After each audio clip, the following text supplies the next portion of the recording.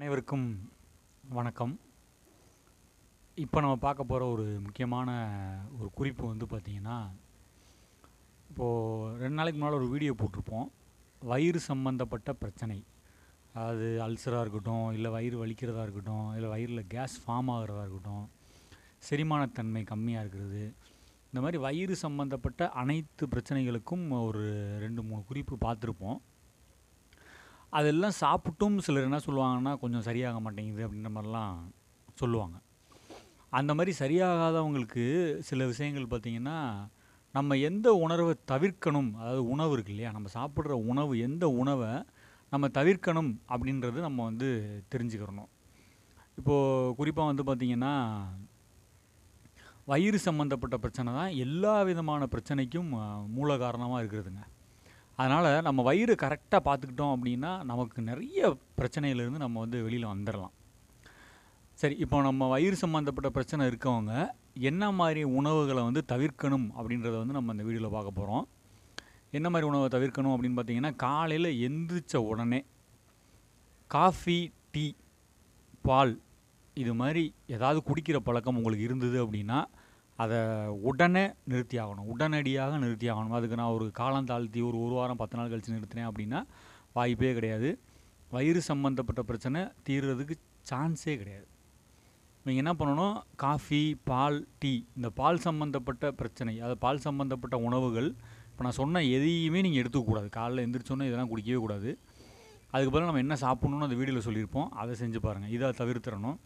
அதுக்கப்புறம் வந்து இந்த காலை உணவாக வந்து பூரி சாப்பிட்றவங்க, அப்புறம் வந்து வெண்பொங்கல் சாப்பிட்றவங்க, சப்பாத்தி சாப்பிட்றவங்க, இதெல்லாம் வந்து சாப்பிட்டீங்க அப்படின்னா வயிறு சம்மந்தப்பட்ட பிரச்சனை, அல்சராக இருக்கட்டும், வயிறு உப்பசமாக இருக்கட்டும், இது எதுவுமே சரியாகாது.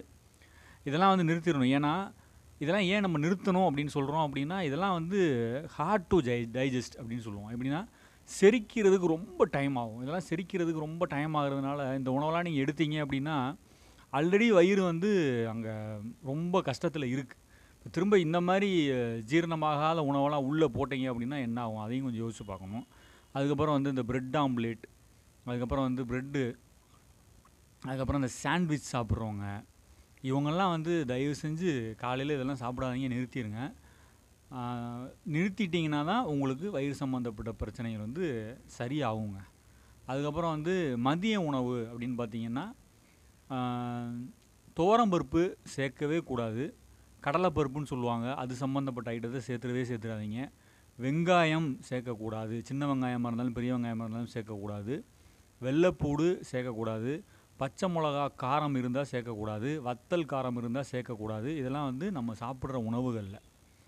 அதுக்கப்புறம் வந்து பச்சை காய்கறி நீங்கள் எதை வேணாலும் எடுத்து சாப்பிடுங்க, ஒன்றும் பிரச்சனையே கிடையாது. கேரட்டு, பீன்ஸு இது எல்லாமே சாப்பிட்லாம். இப்போ நான் சொன்னது எதையுமே, மேலே சொன்னது எல்லாமே வந்து நீங்கள் தவிர்க்க வேண்டிய உணவுகள்.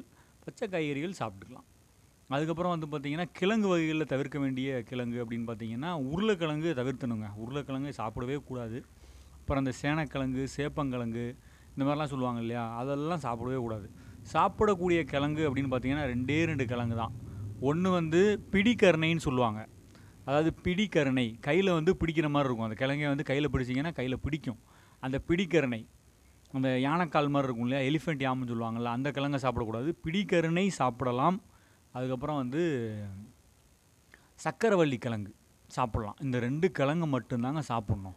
இந்த 2 கிழங்கு சாப்பிட்டா மட்டும்தான் வயிற்றில் கேஸ் பிரச்சனை வரவே வராது, வயிறு உப்பசம் இது எதுவுமே வராது. மேலே சொன்ன உருளைக்கிழங்கு, கருணக்கிழங்கு, சேப்பங்கிழங்கு, சேனக்கிழங்கு இதெல்லாம் சாப்பிட்டிங்கன்னா வயிறு சம்மந்தப்பட்ட பிரச்சனைகள் இருக்கவங்களுக்கு சரியாகாது. இதெல்லாம் கொஞ்சம் தயவு செஞ்சு நிறுத்திட்டிங்கன்னா உங்கள் வயிறு வந்து ரொம்ப நல்லாயிருக்கும். எதுக்காக இதை வந்து நிறுத்தணும் அப்படின்னு சொல்கிறோம் அப்படின்னா, இதெல்லாம் வந்து அனாவசியமான வாயு, நீர், தேவையில்லாத நீர், அனாவசியமான வாயு வந்து இந்த உடம்புல வர வச்சிருச்சு அப்படின்னா வயிறு வலிக்கும், வயிறு அங்கங்கே சுருக்குன்னு குத்துற மாதிரி இருக்கும், வயிறு வந்து உப்பசம் இருக்கிற மாதிரி இருக்கும், வயிறு உப்பியே இருக்கிற மாதிரி இருக்கும். அந்த மாதிரிலாம் நிறைய வரும். அதனால தான் இப்போ சொன்ன இது எல்லாத்தையும் நம்ம நிறுத்த சொல்கிறோம். இஞ்சி வந்து அளவோடு சேர்த்துக்கலாம், தப்பு கிடையாது.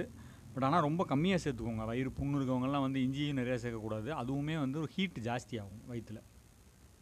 அதேமாரி வயிற்றுக்கு சூடு அதிகமாக கொடுக்குற பொருள்லாம் வந்து சேர்க்கக்கூடாதுங்க.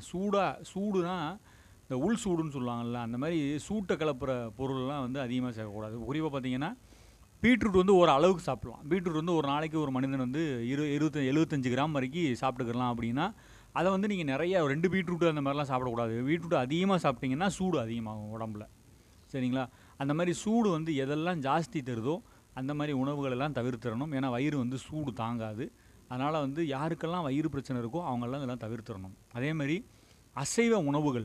அசைவ உணவுகளை நிரந்தரமாக விட்டுறணும். யாருக்கு வயிறு பிரச்சனை வந்துச்சோ அவங்க அசைவ உணவுகளை நிரந்தரமாக விட்டிங்கன்னா தான் நீங்கள் இந்த வயிறு பிரச்சனையிலேருந்து நீங்கள் தப்பிக்கவே முடியும். எல்லாத்தையுமே மீன், எறா, ஆடு, கோழி எதா வேணா இருக்கட்டுங்க, முட்டையுமே நிறுத்திட்டிங்கன்னா ரொம்ப ரொம்ப நல்லது. அசைவ உணவுகளை தயவு செஞ்சு நிறுத்திடுங்க. அப்போ தான் வந்து வயிறு சம்மந்தப்பட்ட பிரச்சனை சரியாகும். அதுக்கப்புறம் இந்த நிறைய ஜங்க் ஃபுட்டு விற்கிறாங்க இல்லையா, பேக்கடு ஃபுட்டு, ஜங்க் ஃபுட்டு, அதேமாரி இந்த கூல் ட்ரிங்க்ஸ் எல்லாம் விற்கிறாங்கல்ல, இது எதையுமே நீங்கள் சாப்பிடக்கூடாது. இது எதையாவது சாப்பிட்டுட்டே வந்தீங்கன்னா வயிறு பிரச்சனை, அதாவது வயிறு சம்மந்தப்பட்ட பிரச்சனையே எதுவுமே உங்களுக்கு சரியாகவே ஆகாது. டைம் பீயிங் சரியாகிற மாதிரி இருக்கும். அப்புறம் திரும்ப போய் ஏதாவது சாப்பிட்டு வந்துடுவீங்க. அப்புறம் திரும்ப வந்து பிரச்சனை வருது அப்படின்னா, வயிறுன்றது ரொம்ப ரொம்ப முக்கியம். அதாவது இன்னும் ஓப்பனாக சொல்லணுன்னா, நம்ம உடம்புல கடவுள் அப்படின்றவர் வாழ்கிற இடமே வந்து பார்த்திங்கன்னா வயிற்று பகுதிக்கும் நெஞ்சு பகுதி சொல்லுவாங்க இல்லையா, அதுக்கு நடுவில் வலது பக்கமாக இருக்கிறதுலாம் வாழ்கிறாரு அப்படின்னு சொல்லுவாங்க. அந்த இடத்துக்கு வர பிரச்சனை வருது அப்படின்னாலே நம்ம சில உணவுகளை தவிர்த்துட்டோம் அப்படின்னா தானேங்க நம்மளும் நிம்மதியாக இருக்க முடியும். வயிறு சந்தோஷமாக இருந்தால் தாங்க வாழ்க்கையும் சந்தோஷமாக இருக்கும். அதனால் வயிறு சந்தோஷமாக வச்சுக்கிறோம் அப்படின்னா மேலே சொன்ன உணவுகள் எல்லாத்தையும் தவிர்த்துருங்க. தவிர்த்துட்டிங்கன்னா வயிறு சம்மந்தப்பட்ட பிரச்சனை இருக்கிறவங்க எல்லாருக்குமே வந்து அழகாக குணமாகும். நீங்கள் நல்ல நல்ல உணவாக சாப்பிடுவீங்க. சிலர் வந்து தேங்காய் பால் சாப்பிடுவீங்க, சிலர் வந்து வெள்ளை பூசணிக்காய் சாப்பிட்லாம், சிலர் வந்து மணத்தக்காளி கீரை சாப்பிட்லாம். நல்ல உடம்பு வந்து இந்த வயிறு வந்து இருக்கிற பிரச்சனையெல்லாம் தீர்ற அளவுக்கு எல்லா உணவையும் நம்ம சாப்பிட்டாலுமே தவிர்க்க வேண்டிய உணவுகளை பற்றி நம்ம தெரிஞ்சுக்கிறணும். மேலே சொன்ன எல்லாத்தையும் நீங்கள் தவிர்த்துட்டு நீங்கள் மற்ற உணவுகளெல்லாம் அதாவது எடுத்து பாருங்கள், உங்களுக்கு நல்ல ரிசல்ட் கிடைக்கும். அதே மாதிரி செரிமானத்தன்மை டிலே ஆகிற உணவு, அதாவது செரிமானத்தன்மையெல்லாம் ரொம்ப தாமதமாகுது அப்படின்னா அந்த உணவுலாம் எடுக்காதீங்க தயவு செஞ்சு. ஈஸியாக டைஜஸ்ட் ஆகி எனர்ஜியாக கன்வெர்ட் ஆகி நமக்கு எனர்ஜி கிடைக்கிற மாதிரி உணவுகளை வந்து நீங்கள் சாப்பிட்டுக்கிட்டே வாங்க. அதுதான் ரொம்ப ரொம்ப நல்லது வயிறுக்கு. மேலே சொன்ன உணவுகள் எல்லாத்தையும் தவிர்த்துட்டு வந்தீங்கன்னா வயிறு சம்மந்தப்பட்ட பிரச்சனை சீக்கிரமாக குணமாகும். இந்த மாதிரி தவிர்க்க வேண்டிய உணவுகள் தெரியாதவங்க நிறையா பேர் இருப்பாங்க. அவங்களுக்காக தான் இந்த வீடியோவை போடுறோம்.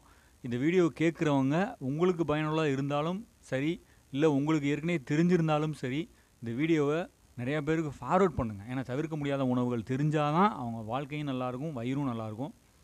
இந்த பதிவு உங்களுக்கு உபயோகமாக இருந்ததுன்னு நினச்சிங்கன்னா லைக்ஸ் அண்ட் கமெண்ட்ஸ் கொடுங்க. மீண்டும் ஒரு நல்ல பதிவோடு உங்களை சந்திக்கின்றேன். நன்றி, வணக்கம்.